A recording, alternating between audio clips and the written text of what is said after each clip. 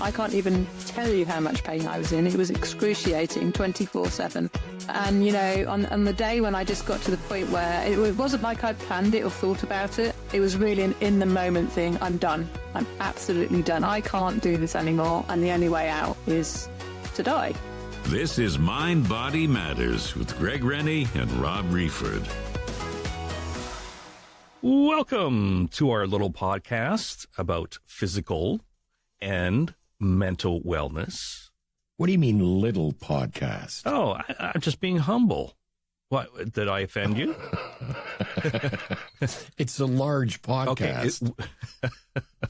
Today's guest on the show actually approached us, wanted to be on our show. Yeah. So that's why I mean it's a large podcast now. Yeah, well, yeah. I mean, if anything, we're getting a lot of great guests. And I think that if we continue bringing on great guests like we have today, I think that we're on a great track.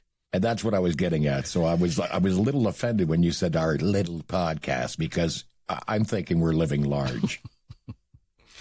Today we're talking about pain, and yes. I'm sure you can relate to it because you see me as a pain in the ass because I'm too damn detailed. Do you want to comment on that? Oh yes, you are. You're too detailed sometimes, and I'm going, oh man. But I have to say that's what makes the show that it is. How do you cope with that pain in your ass? Getting back to what you're saying is we've all endured pain, especially me too. I mean, not only pain in thinking, but I mean physical pain as well. Well, you had a hip replacement, right?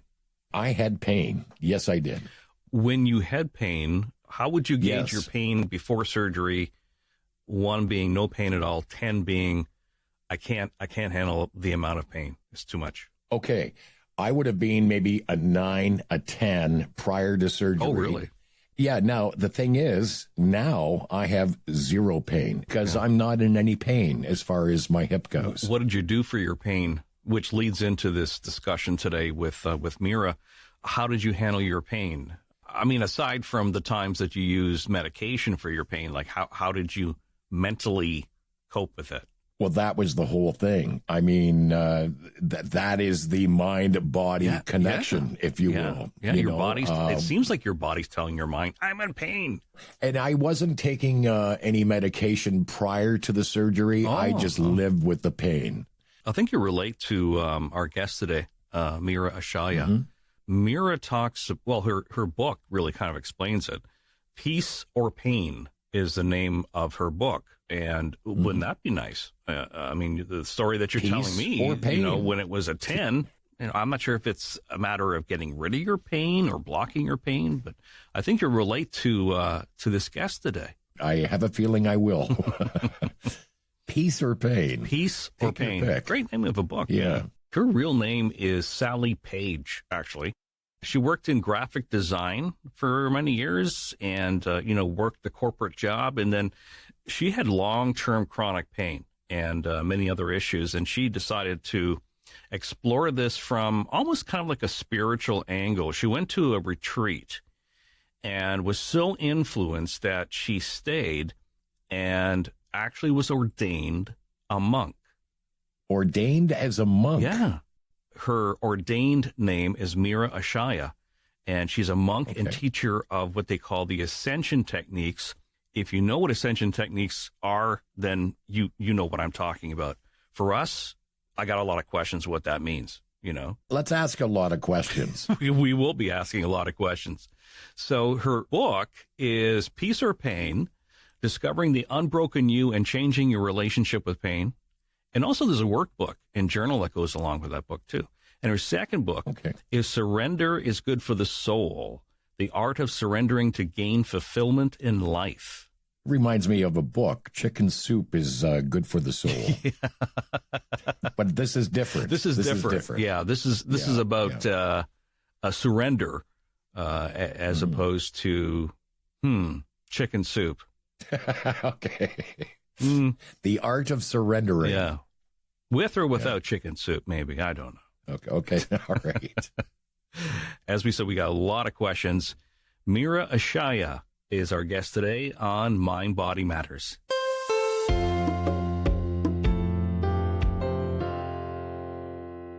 All righty. So you're comfortable? Have you got a glass of water or a coffee? Yeah, got a whole glass of water. Always have one handy. Excellent. Got to hydrate, right? Indeed.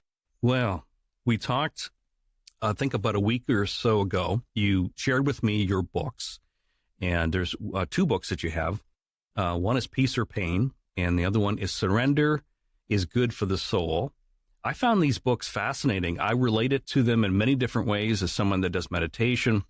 What's really cool about having you on the show today, Meera, is that your books go into depth about the mind-body connection. That's what we're about. You know, Mind Body Matters is about that connection between the mind and body. So I really appreciate you setting aside the time for us today. Yeah, you're very welcome. I'm delighted to be here. Thanks for having me. Could we start early on in your life? Your book kind of picked it up from a very crucial period in your life where the option of suicide came to the top of your mind. But what was your life like before this chronic pain happened? Yeah, well, I mean, you know, I had a great childhood, really. There was so much support in my family life. But I think really from very early on, I was what was often referred to as a sickly child. You know, like I was always ill with kind of earaches and sore throats. And I kind of learned early on as well, you know, like school environment was quite stressful for me. I always felt like I was on the edge of every group I've ever, you know, been around. It's almost like everyone else had a rule book and no one shared it with me.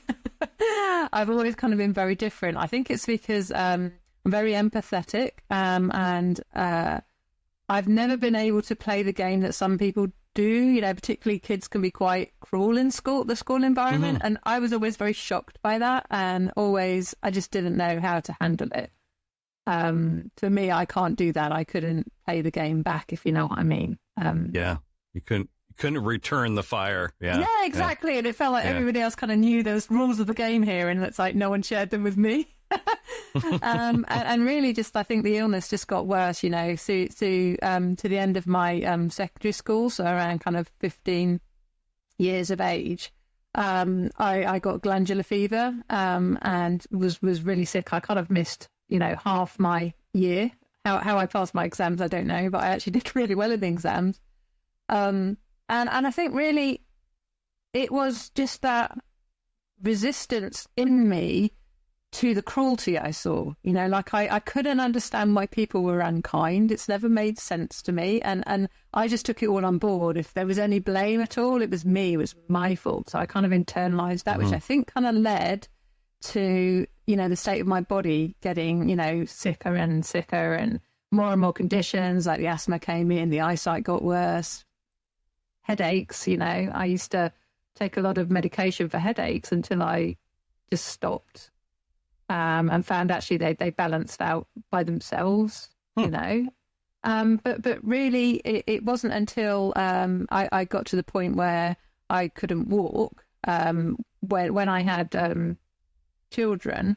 With the first birth went fine, but the second one, in the pregnancy, I got this condition called symphysis pubis dysfunction, which is quite a rare condition, and it leads you to not being able to walk. Okay. How does that come about? Like, what's the cause for that? Yeah, so there's a ligament at the front of the pubic bone. It's fixed in a guy, but in a woman in order to have the baby. So it stretches to get that. Okay. Yeah. So, but that joint, that ligament, didn't work properly from the hormones of pregnancy, and I kind of wasn't really listened to by the. It's like, you know, oh, you get aches and pains. Don't worry about that. You've already had a child. You know what you're doing. And so I kind of, again, as I'd learned to do, internalized it all. I'm doing something wrong. You know, I'm complaining. It's about me. I should just, you know, shut up and put up, sort of thing. And then around, I think it was around about the 30-week mark, my legs collapsed, gave way, and I couldn't walk anymore. Oh my God! And then I was kind of told, "Why didn't you say something sooner?" I did. I'd learned not to complain, you know, and I'd said, and then I was, you know, it often felt like I was shut down in life, you know, like the questions I asked, the viewpoint I had didn't seem to make sense to the people around me. So I was always like a fish out of water, I think. But that served me well since. You've come a long way. Come a long way.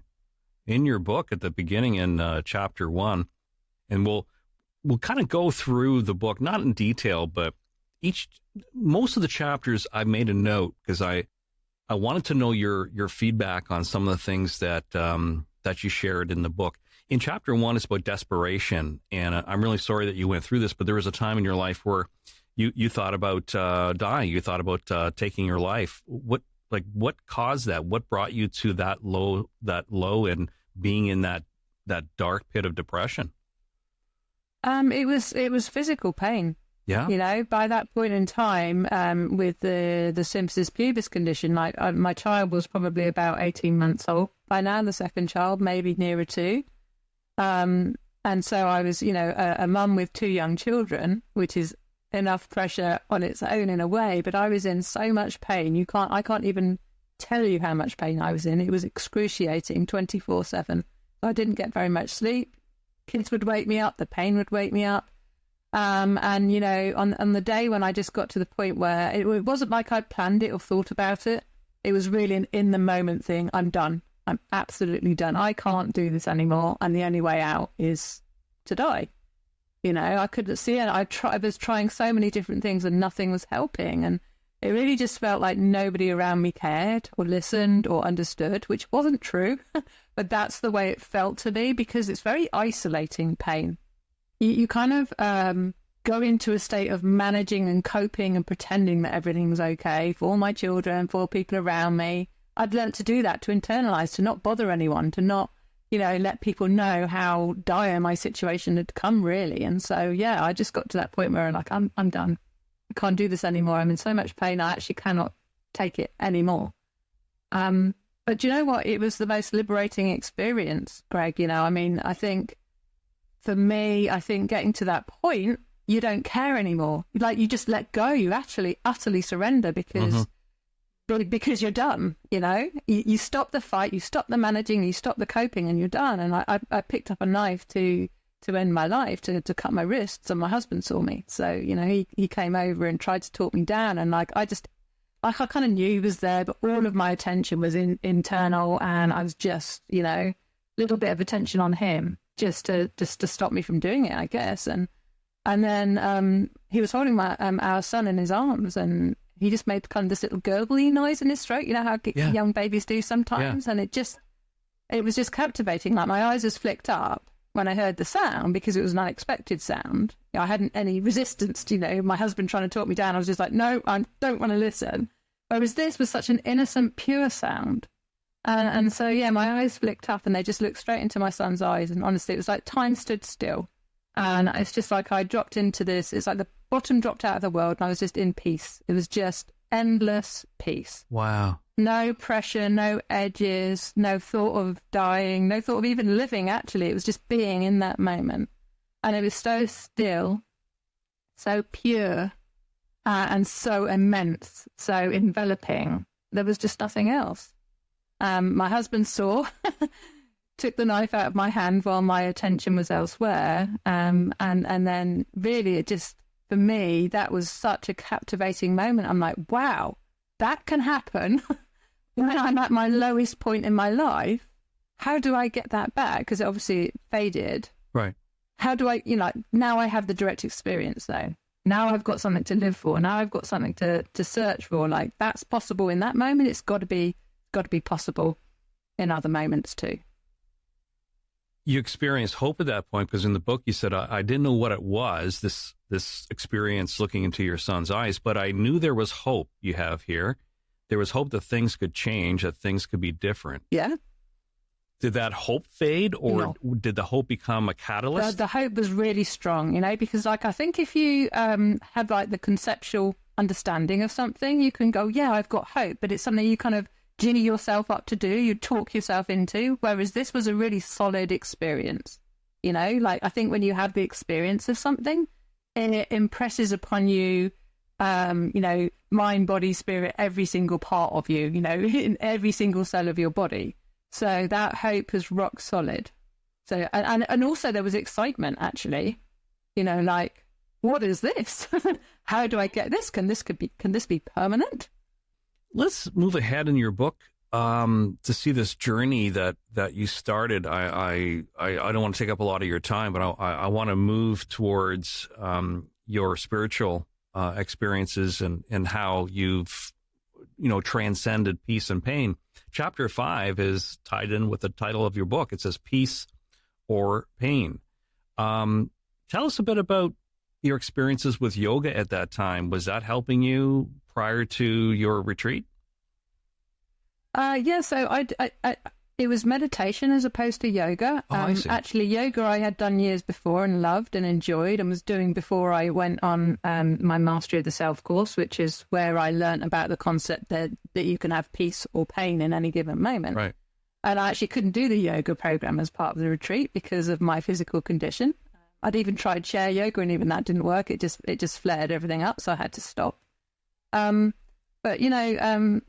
the guy who ended up becoming my spiritual teacher, he had this talk about peace or pain, and like in the present moment, you don't experience any pain whatsoever, and so there is always a choice to be present, and therefore, peace or pain. And then in this context, pain is really suffering. Mm-hmm. Like if you cut yourself, if you're in a car accident, there's going to be pain. Like I had broken ribs at one point. Pain's always possible, but the suffering aspect, it's like a secondary pain, a reaction to the physical body sensation that you're having or the emotional feeling. Like we have the emotions, but then we have a dialogue about the emotion. So there's a reaction, which is typically has a dialogue aspect to it. The mind is talking about. So therefore you experience your body or the emotion through the story, the reactions, the deductions of the mind. But you can also have a pure experience of the body. So, for example, when I did have broken ribs, I could have a whole world of pain and suffering, or I could be fully present with it. I could still experience the body sensation, but it wasn't hot or cold, good or bad. It was just like it was there. I didn't need it to go. And strangely, when I was in the present mode of operation, I had more range of movement. So, for example, when you have broken ribs, you can't laugh, you can't sneeze, you can't cough because you get like a stab of pain. If I leaned and got my drink too quickly, I'll get a stab of pain. And so, but when I was present, I found there was a fluidity in my movement. I could reach to get my drink, come back, and no stab, no having to be careful.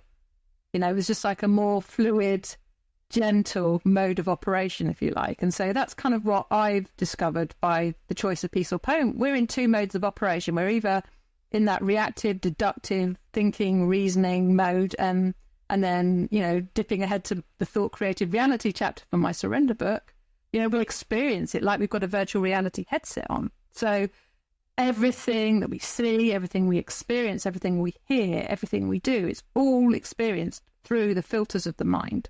It's not a pure experience. And so when you're present, you're then accessing another operating mode, which is pure. So now you have the direct experience without the mind coming in and telling you how it is, how to experience it, what you're hearing, what you're seeing. And so that's the choice that I explore and play and now have a really solid experience of. It was fascinating reading about that in the book, and I don't know if I really understand it fully. The first thought I had is this a way to block the pain somehow, or there's more to it than that? No, it's like I practice many different things to help with the pain. From taking pain medication, and then I also used a TENS machine, which I think I didn't use it in the pregnancy, but I think through labour you can actually use a TENS machine, which is like gives little electrical shocks on the skin, and so that helped a little. So that's interrupting the pain signal. So you stop experiencing it. But what I have discovered is that I have quite sensitive skin, so I could only use that for a short period of time before actually my skin got aggravated. But what I'm talking about is presence. It's like changing your relationship with everything, purifying your relationship with everything. Okay. So that the mind component isn't any longer in play. Like when we're present, there's no thinking. If there's thoughts arising, your attention is partly in this moment and partly on the thinking. stream, which is almost like a radio station, you know, that's sending out a signal, and we are listening to that story and experiencing this moment through that story. And so we can come away from that. We can come into this moment through using awareness, directing where our attention is right now onto the still silent backdrop, which kind of a little bit like, you know, how your vision works. You have a point of focus, and then we have peripheral vision. And for those that can see clearly, they have a strong peripheral vision. And it's the same with being present. You have your point of focus of whoever's in front of you, whatever thoughts are flowing through, but you have a strong peripheral awareness of stillness and silence. And that then purifies and clarifies your point of focus of whatever's in front of you. So you have a fuller experience than you do if you're thinking. It's kind of like a narrowed down version of events. Let's say someone has chronic back pain, right? They injured their back, let's say. So they have chronic back pain. They feel that's a reality. They obviously have the thinking, the thoughts around it. Oh my God, it's worse today. It's a 10. Yesterday was a 5. I can't handle this pain. Do I take another Percocet? Do I? So if walk me through, if I had chronic pain, back pain, to me, that's real. To me, the doctor says, yes, you've injured your back. You have pain. How can I make a choice? How can I get out of that by choosing calm and peace when my body is telling my brain, I can't handle this pain? Yeah, and it is real. Like I had this experience with broken ribs. My body was damaged. You know, someone came along and just said, you know, all is well. Like, no. Like I said, I experienced that in 2 different modes of operation, if you like.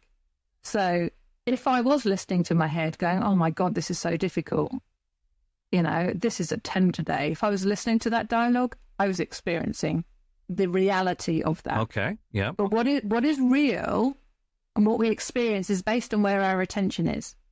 So if we train our attention through using a meditation technique, so that we start to become attentive, and the ones I teach, the ascension techniques, they a lot of meditation techniques keep your attention on the content, you know, on the breath, on a mantra, whereas these techniques are like a short sentence that are structured in such a way that directly bring your attention back onto the still silent backdrop. And when you're attentive to that, the mind quietens down.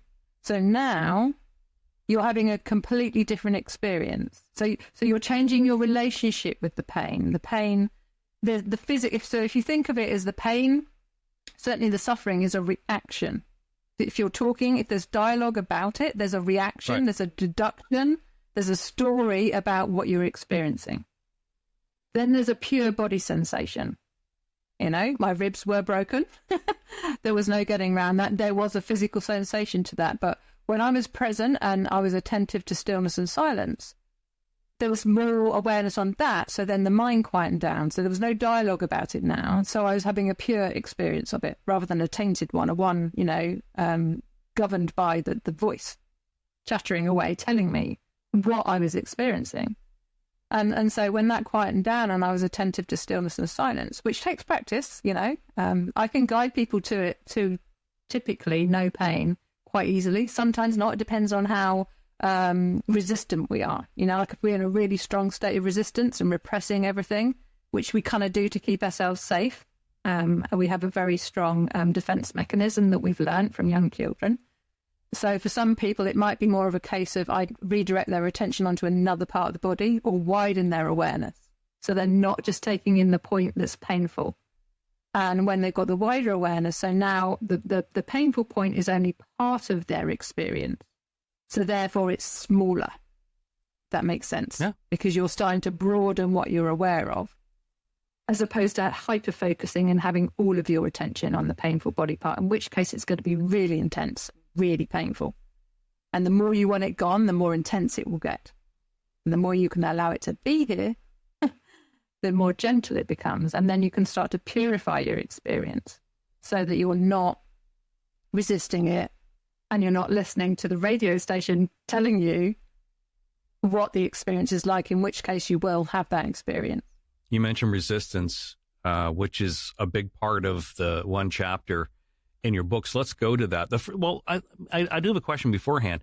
Isn't this mindfulness? Like, couldn't someone just take a mindfulness course and be able to transcend the pain?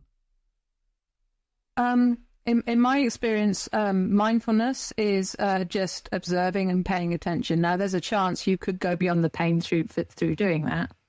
But typically, we have a very strong habit to pay attention to the mind.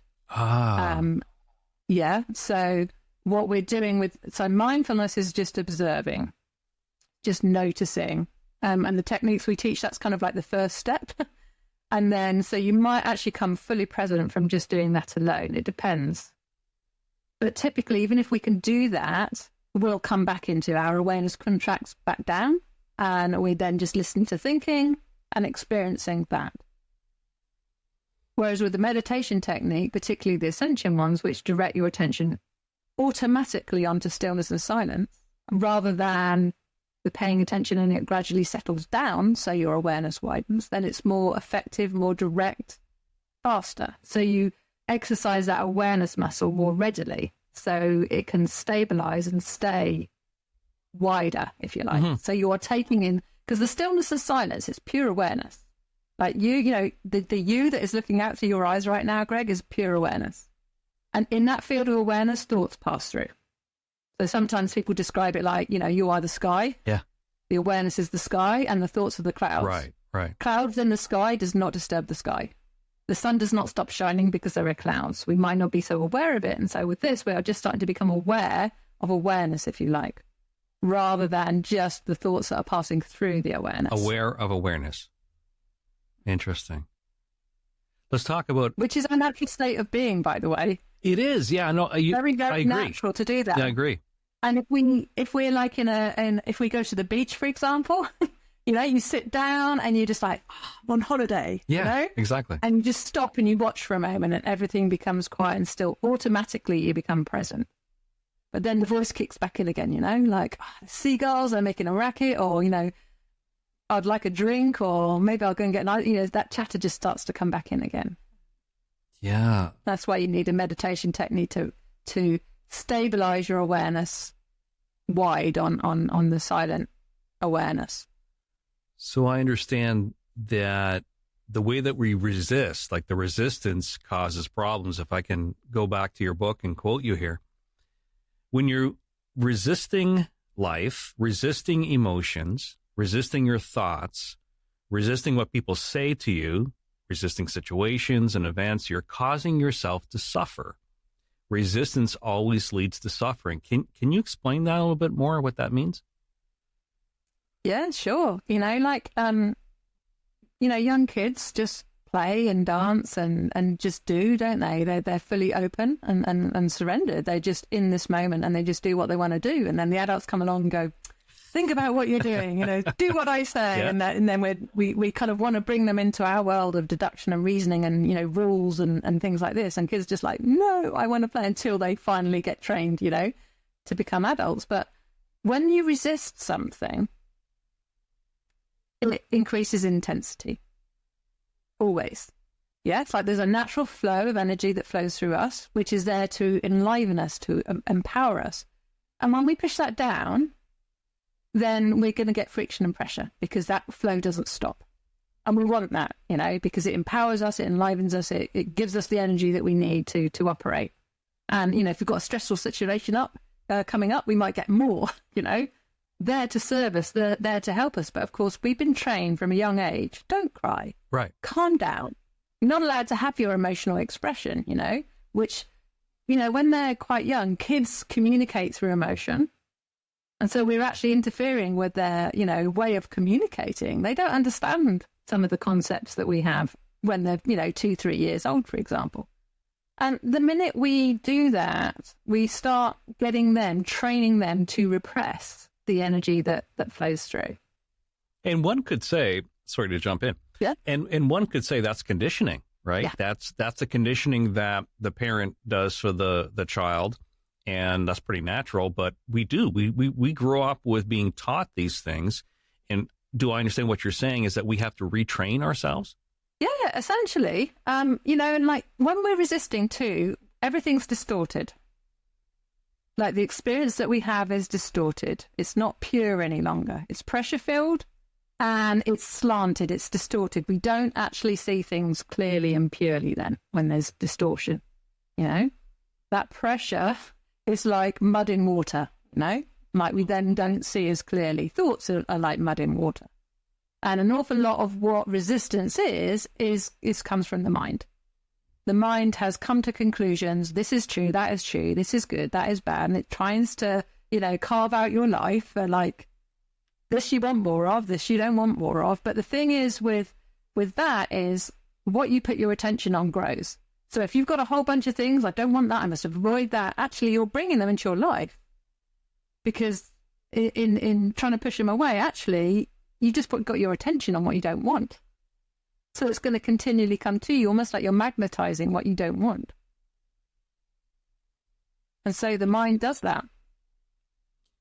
It does. It does. And I know from being a therapist, a lot of things, you know, where there's challenges and barriers in the person's life, a lot of it is retraining and looking at healthier ways. I think what's really hopeful about your book is something you mentioned earlier, is that peace is a natural state. It's where we should be. And you said our original operating mode, so to speak. I like that. And it's accessible now within us. And all you have to do is access it, find a technique, a vehicle to take you to that still, silent space. That's very calming and creates a lot of hope for me that peace, which we're all trying to find, luckily, is where our baseline is where we are. And it's natural to be in peace rather than seeking peace. It's a matter of discovering peace. Would that be right? Yeah, because like peace is right here, right now. But our attention isn't always here now in this moment because it's tuned into the radio station of thinking. And when we're thinking, we're always in another moment. You can't even if something's literally just happened, you're already instantly in the past for you to even be able to think about it, you know? And peace is, it's a space. It's the space underlying all action. So it comes into, you know, the difference between the content, your thoughts, your emotions, your body sensations, other people, the movement, the noise in the world. It's all content. And there's a context of stillness to the movement, silence to the sound, and space to all the stuff in it. And to have some of our attention on the context of stillness, silence, and space is very, very natural. Just like the way our eyes work. We're born, most people are born being able to see quite clearly, and they've got a very strong peripheral vision, and they can see their point of focus clearly. And over time, if we strain on close-up stuff, or we get stressed and our eyes get tension, then we start to lose our peripheral vision, and then the point of focus becomes blurry. And we do the same thing with awareness. You know, with kids, it's just like, pay attention to this. It's like we start straining and pushing and forcing and kind of, you know, squashing ourselves into this version of who we should be to fit into society. You know, some of those rules are useful, some of them are not. So Meera, and that's a name that you adopted. We're gonna get to that. But Meera, your shift, like the knowledge you have right now, and as you mentioned, you help people discover this path. Tell us about the 10-day retreat in Oxfordshire. It was the Bright Path Ishayas. Do I pronouncing that right? Yeah, perfect. And that's who I became. I'm a Bright Path Ishaya. But this was before I had become a teacher in a Shire monk. I was on this retreat in Oxfordshire. And I was just, you know, excited by what I'd experienced so far using these techniques and wanted to kind of immerse myself in it for 10 days to see, you know, what was possible within that. I already saw the more I did it, the more impact it had on my life. So it's not just about having a peaceful experience while you're using the techniques. It's actually and you can use them eyes open too, and the two work together. So you start to stay in this other operating mode where you access peace all the time, really. And so I was having an amazing time, lovely people, lovely food. But typically when I meditated, or we call it, because it's the practice of ascension, ascended. So I was ascending in the room, and this pain was just building up in my forehead, like it was getting more and more and more intense. And I thought I was going to, something was going to snap or break, or, when you just get to the point where like, no, this is too intense now. I can't actually keep going. So I went out of the main room that we were using to ascend in to look for a teacher to ask for help, because I'm like, this is horrible. Like, help me get rid of this pain. And I was looking for a particular teacher, like, I want this teacher, he's the safe one. And this other teacher who I'd never met before, I knew he was on the tree, but I didn't know him. So, I was very suspicious of new people at that time. But he kind of came in and like, can I help you? And I was like, looking around for this other teacher I wanted, and they weren't there. And so I'm like, okay. So I sat down with him, and he was just so peaceful. Like, you just hang out with the Ishayas and you just feel the peace that they're having as an experience. And so he sat and looked at me, and I shared, and I'm like, I just need this pain to go. I can't carry on ascending. It's just not possible with this level of pain. And, he just looked at me with his lovely, very peaceful eyes and just said, can you let it be here right now? And I wow. Honestly, I wanted to scream at him. No, yeah. No, man, I just came to you for help. I want you to... That doesn't make sense intellectually, no. Yeah, I want you to take it away, But it was kind of like his presence held me, and I found myself going, yes, I can. Just for this moment, because he said, just for this moment, can you just let it be here, just for this moment? So I went, yes, okay, I can. And in that moment, when I agreed, the pain went, like vanished in an instant, Greg. Like, you cannot imagine how shocked I was because I'd been, having this pain increasing, and it was really high level. And I'm like, this is a fixed, solid state here. The pain is there. It's locked in my body. And in the allowing it to be here right now, all the resistance fell away. And it just softened and it just vanished. It wasn't even a gradual thing. It was just poof, gone. And I'm like, poof. Yeah. And I'm like, huh? Like, if I hadn't lived through that experience, so for anyone listening, if they're like, that's not even possible, like, I totally understand why you think it's not possible. I didn't think it was possible. But that then again, like the experience that I'd had, when I wanted to end my life, experience informs you much greater than any concept does.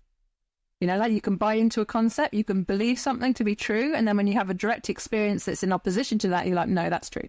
Because you know it, you're living it now, you're breathing it, you're experiencing it. So that was like really, a life-changing moment, which happened in like 1 second or less, just because somebody invited me to let the pain be here, which it was already here. So it's a bit of a like, just stop fighting and let what is already happening happen. I love how you described that experience. If I could read that and add anything if you would like. So in the book, Meera said, I experienced a warm, gentle, soothing yet powerful energy flowing through my whole body, emanating from my heart. I just blinked and was silent because there were no words. This reminds me a lot of some of the meditation I did years ago, that you can have these experiences in Zen Buddhism where it's very similar. This was an instant thing. So is there another way to describe that feeling? I know it was just poof, it was there, but was there any other way to explain it with words? It was like a surrendering. It was you just giving up the fight. Like, I think we habitually learn to try in life, to sort of strive and strain and force our will to get the results that we want. Whereas actually there's a natural flow in life, that if we just stop in this moment and kind of pick up that, you pay attention, you kind of pick up then what wants to happen, which actually is always for our good, but we don't trust that, we don't believe that, because, our experiences have told us otherwise. My experiences told me otherwise. So for me, to just stop and the pain will go, I just had no understanding that could ever be possible until... And I think you do need somebody, that's having a very rested experience in order for that to happen. If somebody's thinking and struck, like in a real state of resistance themselves, I'm not sure it would have the same impact. When you're around someone who has walked the path and let go of so much, instantly, it's like you just get pulled into that piece because the presence is so huge. But from a person who has been actively drawing out their attention there and now, it rests there all of the time. Share. I want to get to the ascension techniques. It's fascinating stuff. I want the audience to hear about it. How did you go from the retreat to deciding to go to Spain and become a monk yourself? What went through that? What was your transition to that? Well, even the year before, I had wanted to go. And I think for me, really, it was like my heart wanted it and my mind taught me out of it. My heart wanted it and my mind taught me out of it again and again and again. And then I went on this retreat, and it's just like that experience, like if I could bring that, because it lasted quite a long period of time before it then gradually faded again. And I'm like, so hang on a minute. I'm thinking the more I saw, the longer I did. So like I'd done weekend courses and things like that. And it was always like it kind of grew as the weekend went on. So doing 10 days, I saw how you did your 2 days that I'd done on a weekend, and then it continued to grow. And I'm like, whoa, the mastery of the self course was 6 months. Wow. Now, I initially never could commit to that. I'm mum with 2 children, I can't remember what ages they were at the time. I think they were something like 9 and 11, and to leave them with my husband. But he was actually the one who encouraged me to go in the end, because he could see it's what I wanted. He could see that, and he learnt the techniques in the end actually because he saw how I went from so kind of angry all the time, so stressed and anxious, dipping down into depression. He related more with the depression than the anxiety, but he saw the change in me, and I'm much, much nicer to live with now than I was then when I was kind of reactive all the time. So he made a good investment then, right? Yeah, exactly. So for me, the process and the decision to go was a bit of a no-brainer. Like, do I want to live in anger? Do I want to live stressed and anxious? Because I could still have that experience. I kind of, you start to kind of come in and out of it.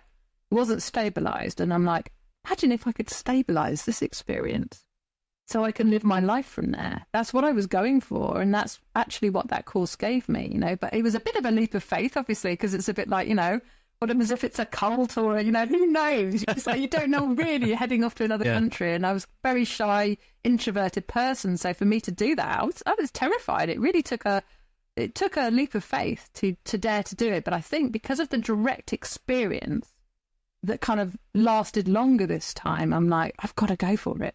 I know I'm afraid, but I've got to go for this because this is amazing. And boy, am I glad I did. Yeah. Is there a ceremony? Like how did this work? A ceremony for what? When you became a monk. Yeah. Like how did that come about? So it's the 6-month course, as I said. 5 months of that, it's really just about meditating or ascending, as we call it, for long hours. So you really stabilize that experience, because we teach from experience. So we're not, it's a little bit like, anybody who does counseling or psychologists, they have to kind of make sure they're in a stable state to help others. Yeah. Okay. I get that. Yeah. So really, I was just stabilizing my experience in 5 months. And then the last month was just the teacher training, learning the core material for the course. I see. Okay. To teach the techniques, to others, basically. And we always teach in pairs, so it's kind of more, not always, but the majority of the time. So it's more about the teaching. So there's not such a chance that the ego could maybe sneak its little way back in, The ego. Let go of your ego. It's very cunning. So the ascension techniques is in chapter 21 of your book. Why does ascension, I grew up Catholic, Christian. Why does ascension for me associate with Easter or something like that in Christian faith? He ascended, like you went ascended to heaven, I think is a phrase. Why is it that I have that association? Just because it's been used. Yeah. I suppose the terms have been used, haven't they, in religions? But although I'm a monk, it's not a religious practice or organization. It's about spirituality, which is just about discovering the parts of ourselves that we miss because we're so busy listening to the mind, and we're in that mind, emotional, physical state of being all of the time. So it's just starting to become more aware and attentive. So you see the bigger picture, basically. But ascension, just like it's just actually a descriptive term. We ascend the stairs, don't we? Yes. A staircase. So it's right. just going above and beyond the surface of the mind, the thinking mind, so that we come back to pure awareness. And the techniques are mechanical. So automatically, every time you think a technique, boom, you're there. You can like disagree with it. You can think there's no way. We actually encourage skepticism, ask us questions, all of the awkward questions you want to ask us. Be skeptical. This is a practice, that's experiential rather than, we're not teaching a belief system here. We actually want to go beyond our belief systems to the pure experiencing state. And because the techniques are mechanical and automatically bring, that's why I talk about the awareness muscle. So it trains it. Like you use the technique, boom, you're here. We go back into thinking. You use the technique again, boom, you're there. So it becomes like the thought that replaces the other thoughts, which I think is absolute genius, because we work with the mind, with the body. We're not fighting anything. We're actually just going with it, bringing ourselves, drawing our attention back onto the natural backdrop of awareness. You talk a lot about commitment. Expand on that commitment, like you have to really believe in it and really work hard and have hours and hours and hours of this experience, or like what is commitment in this? Yeah, so we actually, it's one of the things that we suggest to people when we teach them on the course on the first evening, on the Friday evening, Saturday and Sunday. Typically we teach the first 4 ascension techniques over, and so we suggest commitment. And it's not about trying, working hard. Actually ascension's the opposite. It's an undoing as opposed to a doing. But we suggest commitment because if, it's just like anything, if you don't practice something, you're going to continue having the same experience. So in order for you to actually change your relationship with your mind and gain the mastery of it rather than it mastering you, then you've got to put the time in. And so what we suggest is 20 minutes, 2 or 3 times a day, using the techniques eyes closed. So first thing in the morning, last thing at night. Actually quite easy to do. I actually used to feel like I needed 10 hours sleep. Now I have 5 or 6 does it with an hour. I do an hour at night and an hour in the morning. Now that's because I'm, a dedicated teacher and a Shaya monk. But for most people, 20 minutes morning and night. And then if you get, a chance in the middle of the day, 5, 10, or another 20-minute session, then that releases all the stored stress. So the stress is released so you can access the natural experience without that stress being in the way, like you're clearing, like a filtration system, clearing that mud out of the water. I get that, yeah. Clearing the stress out of the nervous system. So now you're having a clear experience of this moment. The other thing that we say about commitment as well, which I loved, is to practice the techniques for 6 weeks. 6 weeks. Then decide if they work or not. Having a finite time, I love that, because otherwise you're all excited when you first learn it and then it kind of fades away. Whereas if you're committing to 6 weeks, people stick at it much more easily for that period of time. So for me, it was a really good way of tricking me into commit rather than, if you've got to commit for the rest of your life, like that's too big, isn't it? Like right, yeah. bite-size amount, 6 weeks, go for it, see what happens. Let's talk about surrender. Talk about a word that has association, right? A very often used term that I think a lot of people, at least, I do, associate giving up with surrender. Surrender to who? To what? And, do I feel safe surrendering to this technique and the process? Why is surrender, like your second book is about surrender. Why is that important with us? Yeah, well, I mean, having written the first book, Peace or Pain, I did write a chapter about resistance, and the antidote to resistance is surrender. And I see. Like I put actually in the first chapter of the surrender book, it's like, I was like, there's no way I'm surrendering to anyone or anything. It's my life, my way. I was battling through life, basically. And for me, to give up, then it would have been a disaster. I would have no freedom. And for me, my highest desire is freedom. I want the freedom to choose for myself, to do. I love doing stuff for other people, but, I want to be able to have the life that I want. And so the idea of surrender was just like, I am not doing that. And actually, the only thing that changed that was the direct experience of surrender. Oh, okay. In the moment you use the technique is basically a surrender happens.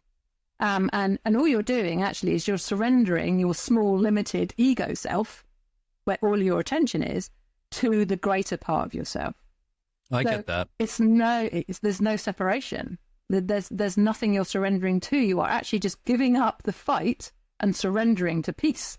So when that starts to become, you recognize that is actually true from an experience, then it becomes a no-brainer. You're like, I want to surrender and I want to keep surrendering. And actually, the natural state of being is a surrendered state. We are surrendered. We are open. So peace is where we are at the surrender state. Yeah. Do I have that right? Yeah. Okay. For you to experience peace, you have to be fully surrendered in this moment. And really that just means surrendering the thoughts in the mind. So you're not any longer identified with them, because there's nothing wrong with thoughts or thinking, but it's just like, for me, I want the freedom to have the pure, clear experience rather than one that essentially just a program of thoughts. It's all the mind is a collection of thoughts. But this program runs my life.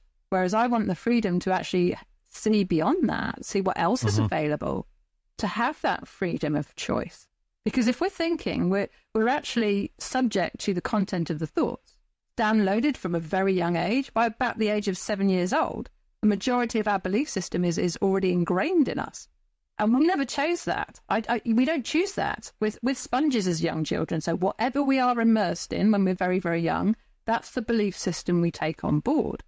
And there's no freedom in that. There's no choice in that. So for me, to surrender what I think I am to who I really am right now in this moment, it has just been so liberating.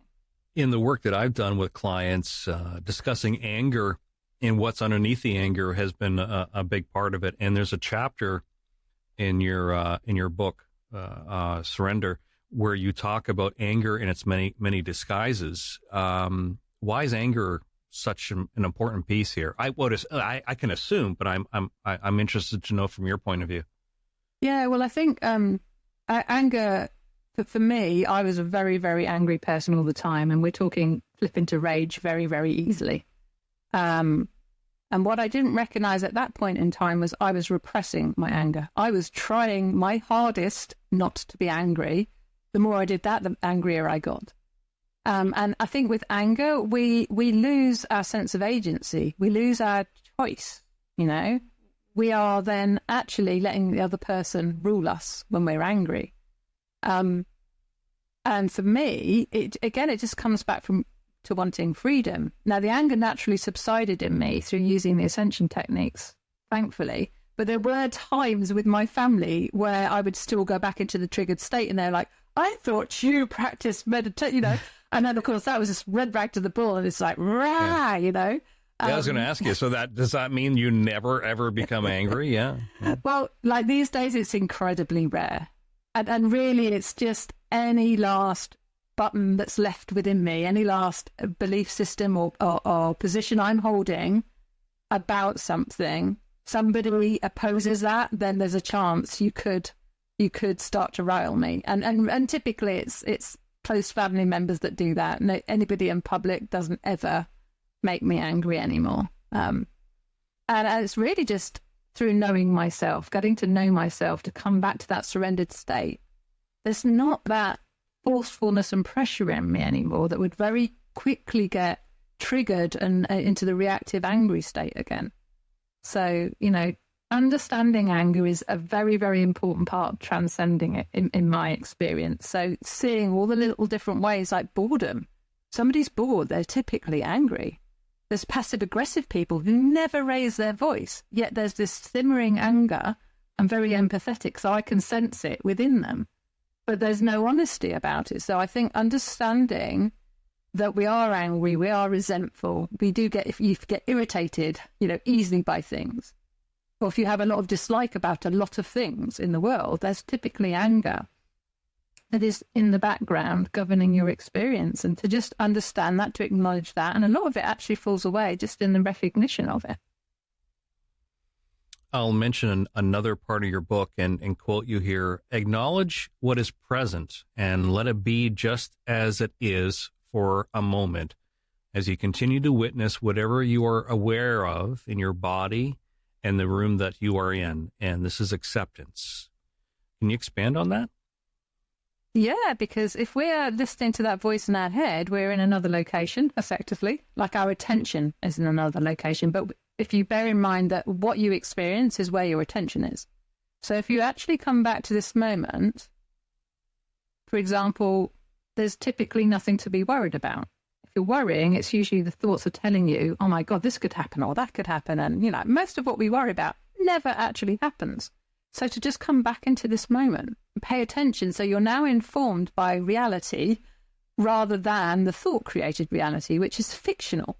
You know, it's stale information that is informing your experience, and it's not even true. It's not even happening right now. And yet, your body doesn't know the difference. It'll just be experiencing whatever the mind tells it to experience. And so to just pay attention for a moment, you can come back to the truth of what is actually real, what is actually happening right now. And then that is how you access the peace, because there's always peace here now. Throughout our discussion here, as we're winding down, there's a lot of parts of the book, both books, and a lot of chapters I love to talk more about. But at the beginning of these episodes, I always ask the person, how do they see the connection between mind and body? And you've described this here. In a short way, what is that connection between mind and body? What is that interdependence that we should be aware of? Well, for me, the mind and body, it's a mind body. It's one thing. One thing. Yeah. You know, like the thoughts that we have, when we don't recognize them as like clouds floating through and we identify with the thoughts, they then trigger an emotional reaction and we feel it somewhere in the body. So every thought that we are identified that we have, we create emotion and we create an experience in the body. And so what I've discovered with the state of physical health, and my health's much more improved now, is as the thinking has quietened down, so my body is then free, because the body has an innate intelligence to heal itself. Like, we don't have to help it. It knows exactly what to do. You know, if we break an arm, we might need to have it set. But then the body, you know, we're told by the doctor, go and rest. And the body actually will do whatever it needs to do to repair that broken bone. It's incredibly intelligent. And so really that mind-body connection is starting to recognize that it's one organism in a way, if you like. It's one thing, one mechanism, one function. And any part of it that you have an impact on, so if you do some meditation and you start to quieten down the mind, that quietens down the body. Now, with that mind-body connection, when the body calms down, it's now resting. And in fact, the only way the body has complete rest is when the mind is at rest. Because it's like they mirror each other. And so when you get complete rest, the body starts to heal, which is throwing off stress, which is activity. And that activity in the body then reflects as activity in the mind. So that's an awful lot of what people struggle with meditation or mindfulness is thoughts are always going to keep arising. You stop and be still, your body's going to get active and heal and throw off the stress from its nervous system, and that causes activity in the mind. And we just work with that. We don't need to push the thoughts away. Just have something that you direct your attention on again. Either it's just watching the space, watching a part of your body, watching your breath, or using a meditation technique that directs your attention onto something. And then the whole mechanism can just quieten down, do its job. Yes, so if the body heals and it'll throw some thoughts up, they'll just flow through, we continue watching, and it's a practice, you know, it's an art form to be able to get used to observing everything that arises without jumping on it and doing something with it and pushing it away and resisting or needing to think about it and assess it and analyze it. Why do you think that we see it separate? Why do we, like, is there an advantage for someone to see it as separate as mind and body? Is it just a healthcare thing where, you know, it's been separated for many years? Or like, why is it that we are even talking about it being separate? Why isn't it just one word, like I have in the title of their show, mind body? You know, it's one word. Do you think there's an advantage in some way for the average person to think of it as separate? I don't know. I mean, from my experience, it's just what I grew up understanding. I have a mind, I have a body, and I didn't even really think about it that much because it wasn't, it just wasn't part of my childhood growing up. My dad was a dentist, so I was very much, and my mum was a teacher, so I was very much taught that, about physics, really, the physical world. And I think the thing is, the body is tangible. We can see it. We can move it. The mind, it's ethereal almost. We just you can't grasp a thought, can you? So it seems like a separate function, I think. And so I think the mind is very divisive. It compartmentalizes, doesn't it? And I think so. So I think for some people, it's hard to conceive that it, actually everything is one. And I think we got to see that with the whole coronavirus episode, where if you breathed out stuff, somebody else could, we know we transfer genes. So in a way, you know that none of us are separate. Everything, what somebody else breathes out, we breathe in. We're one organism in a way. Even I agree. As separate individuals, and then obviously the mind body. That's one of the things that I loved about the name of your podcast. I'm like, I've got to apply to that one, because good. Already they're saying, the mind body is one thing, but for me, I don't think we need to even worry about what we individually believe. For me, it's about the direct experience to explore what is true for us and to be flexible with that. I can understand something now, but I'm willing to surrender that, let go, and see what experience informs me. Do I get a fuller picture? And it's not really this or that. I kind of just have this approach now where I assume everything I understand is incomplete. So that keeps me open, open to explore more, to allow this moment to inform me rather than the past. The mind will go into the past and no, this is true. So you can miss what's right in front of us, can't we? We often do. I'm sure the audience sees benefit in this and can relate. What is a first step for someone to find out more and possibly try some ascension techniques or a retreat? What would you recommend to people? So for me, I think I love the ascension techniques because they're mechanical. So everyone, you don't have to have ever done any type of meditation or mindfulness at all. Or you can have done, we have people coming that have done transcendental meditation for 30 years and they'll do TM, yeah. Yeah, they're literally within, I met one guy who had done that. And then, I think I met him after he'd been, he came to an advanced course. So I met him when he'd been using the ascension techniques for 5 months. And he goes, I've learned more in this 5 months than I did in 30 years because they're more direct. They're not better. They are not saying they're better, but they are more direct. And so if you want to learn them, the Bright Path is the name of the organization. My individual website has links to that. We have information packs. There's videos and stuff to look at on the Bright Path website. So you can actually look at what it all is. And then you can also ask to speak to someone. All the teachers' contact details are there. Or you can, just contact me through my website and I'll talk to you. I'll let you know about more. I'll send you the information pack. And, like I said, you learn them over a weekend course, typically a Friday evening. So you get the first technique. So you instantly start exploring experientially with a technique. And then we kind of build it up as the weekend goes on. So starting with just a few minutes, because some people haven't ever sat still for even 3 minutes in a row. So, you kind of ease people in. And then we build up talking about the mind-body connection and the mechanics of ascension, why and how it works. And then we give them the second technique. And then we talk about states of consciousness because we're always conscious about something and what is possible through using ascension. And then we give them the third technique. And then on the Sunday, we give them the fourth one. And then they get to practice it for slightly longer and ask all the questions that they have. And it's kind of a combination of the theory and the putting it into practice. So by the end of the course, you've cleared up all doubt. You're really clear on how to use the techniques most effectively and to keep it really, really simple. So yeah, if people want to learn. Sorry, go ahead.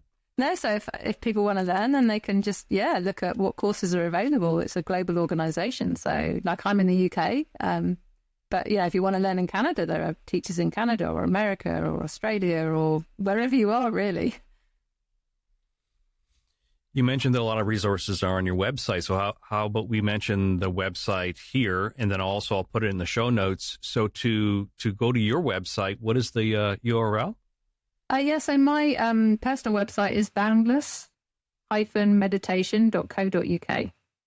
And there are links to my books. I have a YouTube channel where I'm going to start doing some more video shorts, but there's already some webinar and video shorts on there. And so, yeah, you can get the links to my books, and I do courses as well to actually help people online and in person. Could listeners get your books on Amazon or some other way? Yeah, so both my books are on Amazon. So even if you've got access to links on my website, it'll just take you straight through to Amazon. Oh, I see. Okay. So, yeah. So it might be easier to look up Peace or Pain by Meera Ishaya or Surrender is Good for the Soul by Meera Ishaya, so that you get it in your country. So I don't know if the links might take you through to the UK one. I don't know. Right. So Peace or Pain, that was your first book, and your second book is Surrender is Good for the Soul. Thinking of a third book in addition to your webinars? I actually have already completed a workbook and journal to go with my first book, which is probably going to be released in January, mid-January. End of January, we'll see how it goes. It's completed and just going through all the checks and proofreading and everything just to get it, spot on.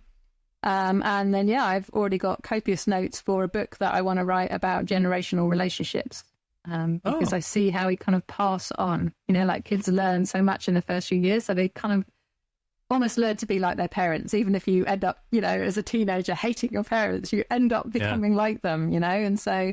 and I think we just don't understand the different generations. And for me, it's just like to understand all of that and how we can actually start to relate differently and see the good in each generation. Listen, get all the good out of each generation and not just have to be it's this or it's that. So everyone can start to communicate and be more open to, the good opportunities that I think each generation sees because we see it differently.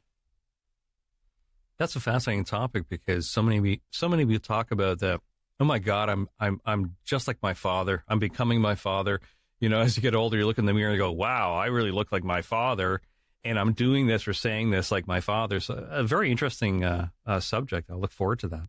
Yeah, and that's the best way I've helped my children is helping myself. When I step out of the pattern, I stop passing it on to them. And even though they're 20 and 22 now, so they're adults. But still the relationship changes and grows and gets, more loving and open because I continually address myself so that I'm not coming from a reactive place. I'm not coming from a habitual, thinking or behavioral stance about anything. I'm open and I listen to them. And I think listening is such an important thing. When someone feels seen and heard and, not judged at all, it's it's the best gift we can give to anyone, really, actually. Absolutely. And for some people, it's, they have to learn how to listen. You think that would be, a natural thing that we do. But because of the thoughts like you're talking about, we get caught up in our thoughts and about, this is what I want to say, or this is what I want to do. But especially in communication with partners, it's so important to listen. I grew up in a household where if you didn't speak over other people, you would never be heard. You would never get a word in, So, I had in the middle of my course, I had some friends come over with me and they're like, oh, I see why you do that now. Because I was constantly being told, just stop and listen. But it's such a liberating thing in your own experience to listen. Because some people go, well, I don't want to listen to somebody else if they're being rude. And I'm like, well, all right, but then notice their body language.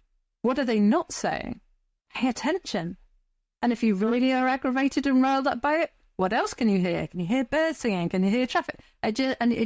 You then look after your own experience. And then it's just like, you're like air. So anything that's projected at you just goes through you and out the other side. It doesn't stick. Wonderful. I appreciate that you took the time to reach out to us and today to share about your experiences and your teaching and your healing. At the end of each episode, we talk about the person's favorite quote, and you sent this to me by email. This is from Trina Paulus. Do I have that right? Yeah. So her quote is, how does one become a butterfly? You must want to fly so much that you're willing to give up being a caterpillar. That's awesome. Is there more to it than I would interpret, word for word, or do you think there's more there? It might be, that quote comes from a book called Hope for Flowers. which Trina Paulus, she did all the artwork for it as well. So it's quite an old book, actually. It's a fantastic one for children. It's maybe for older children than the very young children. I don't know, because there's more text than you'd normally have.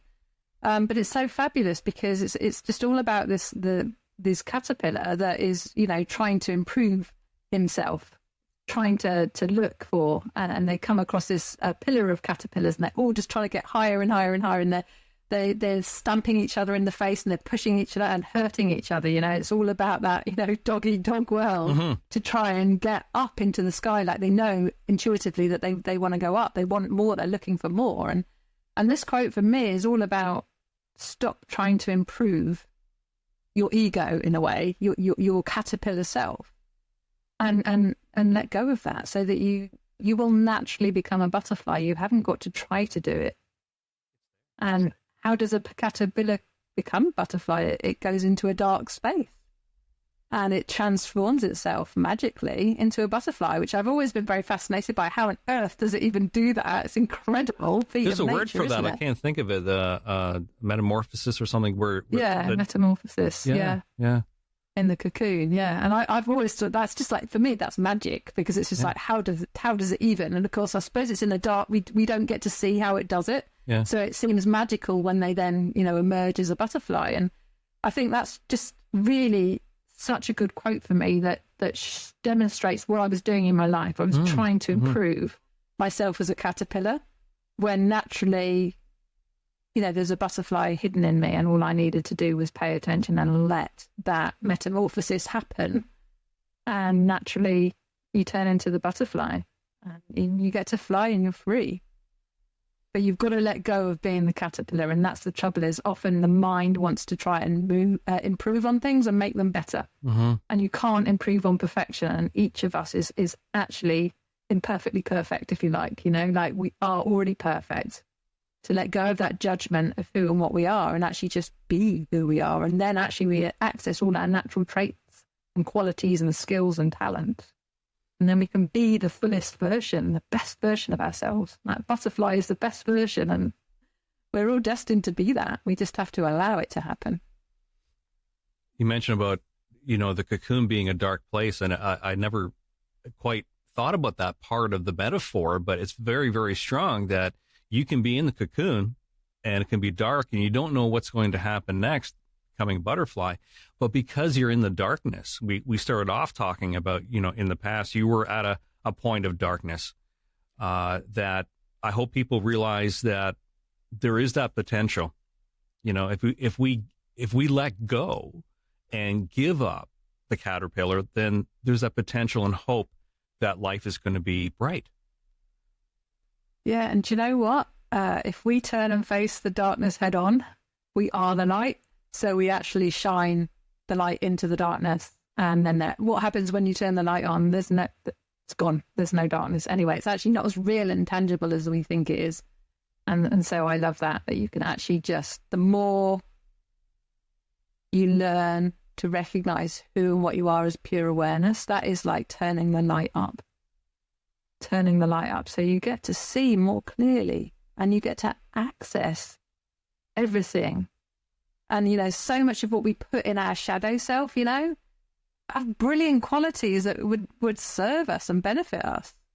And yet we shove all this stuff away and down because someone's told us that it's not good, And so I think sometimes we hide like the best part of ourselves. And, it does take courage to face the darkness. But when you do that, then you see that it's not as tangible as you think it is. You face your fear, and you see that it's dust. It's not this big scary thing at all. That was my experience anyway, and I used to be incredibly fearful. Well, thanks for sharing your experience and wrapping it up in such a meaningful way.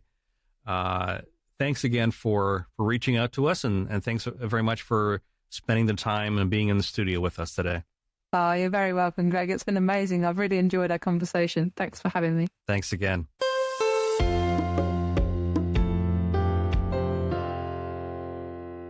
I'm sort of blown away. Mm-hmm, mm-hmm. I loved what she said. It takes courage to face darkness. Oh, yeah, for sure. That's pretty deep. Yeah. I mean, the whole interview was very, very deep, much deeper than I thought. I thought, there might be some kind of technique or something. This ascension technique may be some way of blocking pain, but that's not the case. But just to hear her life story too. Oh, yeah, at one time in her life, she was thinking suicidal thoughts. Mm-hmm. One thing that I noticed too, have you noticed, you're a psychotherapist, people... Wait. What? Why is it you always say psycho and then therapist?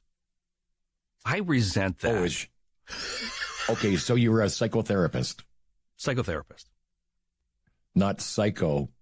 That's right. Okay, that's right. I understand. Yeah, because that's implying that I'm a psycho. No, I was not implying that. I know. But as a psychotherapist, have you noticed people sleep when they're depressed? And when you sleep, your mind doesn't have a chance to react. Therefore, you're at peace. Mm-hmm. And that's something that sort of came out of this conversation that I was thinking, is the number of times in my life when I've been down, I just want to fall asleep because I want the ability to turn it off in my head. Mm-hmm. Actually, you made me think. Well, the answer to your question is yes. Yeah. So a lot of people with depression, they feel benefit of just staying in bed and trying to sleep as much as possible. But what occurred to me, and as we're talking here, is that when we sleep, I don't think that we're aware of our physical pain. When you had pain regarding your hip, when you slept, in bed, did you notice pain, or there was a point in your sleep that you didn't? No, because I was sleeping, so therefore my brain didn't interpret the pain, and so therefore, that's what I was getting at. And I noticed a lot of people, and I can speak for myself. When I've been down, stuff has happened in my life when I've been down and depressed, and I just want to turn it off. The emotional pain. I remember saying, emotional pain. And as far as the hip goes, I had problems getting to sleep because of my hip pain after surgery. Right. So the doctor gave me some meds to help me get to sleep. But yeah, it was just the ability to turn it off, to turn off that pain. What she was getting at is that we have within ourselves the ability to transcend the pain. And it just occurred to me that, of course we do, because we're not experiencing pain 24 hours a day. Like when we're sleeping, where does that pain go? Where does that message go that we're in pain? Unless we shift our body or get up, in the middle of the night. Anyway, a very, very interesting interview. I know a bit about this stuff. I practiced Zen Buddhism for a number of years. I went to this retreat, so I relate to her going to retreat. And in the retreat, I learned how to, transcend, pain in the way of anger and resentment. I didn't go there because of physical pain, but I kind of get it. But still, a lot of it, I have to maybe dive into her books again. Well, you brought up another special word there. It's something that I've struggled with for years. I can be a very angry person. Oh, God, yes. Anger. I actually almost don't like hearing the word because I really don't want to be angry in my life. But unfortunately, I spent many years being angry at many people, many situations. I was joking, when I said, "Oh yeah," you're serious. You've experienced anger like I've never seen that. Oh, in fact, and I'm going to be truthful here. Years ago, I actually went to some anger management classes. Yeah, that's not you. Yeah. No, it's not me because but in my darkest times, I was a very angry person at situations and or people. I didn't know that. Huh. Yeah. How did you transcend that? Well, I went to these classes, and I think the biggest thing, my takeaway from it was I learned not to let stuff bother me. In other words, I learned to breathe. Mm-hmm. I learned, instead of to automatically react to a situation, I sat back and I took a breath. Mm-hmm. I guess you could call that a bit of mindfulness. Yeah, I think so. I think so. What I found, what Meera was talking about, is that we have this within us. It's not necessarily something that we have to achieve or work on. It's innate. We just have to discover it within ourselves, whether it's dealing with anger or dealing with chronic pain. The other neat thing, another takeaway, I love the analogy of the caterpillar becoming the butterfly. Because you're in that dark place as a caterpillar, and when you're cocooning, or I guess that, and then eventually this ugly-looking caterpillar becomes a beautiful butterfly. Yeah, transcending. Transcending. Yes. Metamorphosis. Right. Yeah. Yes. In a couple of weeks, Rob, we're going to talk about a very interesting, and I'm not going to call it a gadget, but some of you might have heard of the use of EMF, or electromagnetic field therapy, in the use of mental health and also pain too, chronic pain. Yes. Have you heard of it? The only thing that I think of when you're talking about this, and I've actually got one here at home, you know those things that you would stand on and it sends electroshocks to your feet? Oh, why? What does that do? It was a thing that my mom purchased years ago, but anyone with say feet or leg problems, it's supposed to improve circulation, and they send little shocks. Yeah. Anyway, I think that's something. It's very similar, I think. I did a little bit of research, a little bit of reading, because we're going to have Suzanne Casamento come on the show, and she uses what they call amp coil. Very popular. Oh, okay. Amp coil is just that. It's a coil that she puts on the patient's chest. Okay. And I guess it gives off this EMF, and then because you're able to control the amount of electricity, then you can actually tune it towards whatever problem that the person has. So what you're saying is be of benefit to someone with some depression issues? Yeah, absolutely. That's what I read. Okay. Yeah. Okay. We're going to find out more when she comes on the show. Right on. Yeah. In fact, I was reading that, because we're talking about chronic pain today, is that this actually helps fractures heal. Oh, imagine that. To mend. Yeah. Wow. Electricity. Or, well, I mean, I don't know if it's really electricity, but, electromagnetic field. Fields. Yeah. So we're going to be chatting with Suzanne soon. But you know what? We're back next week, you and I, for a chit chat. Yes. Another pain in the ass chit chat. Why?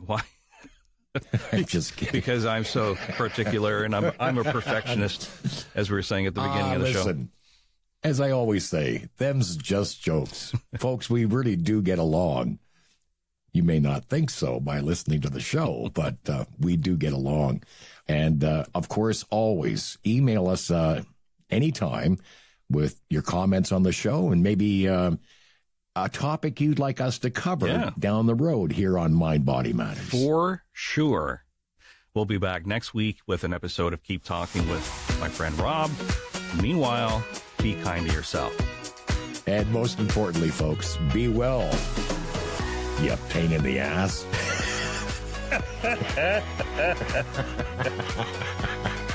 Thanks for listening. Be sure to like and follow us on all social media. And if you like what you hear, hit subscribe, download, and share with your friends. Mind Body Matters is a great media production.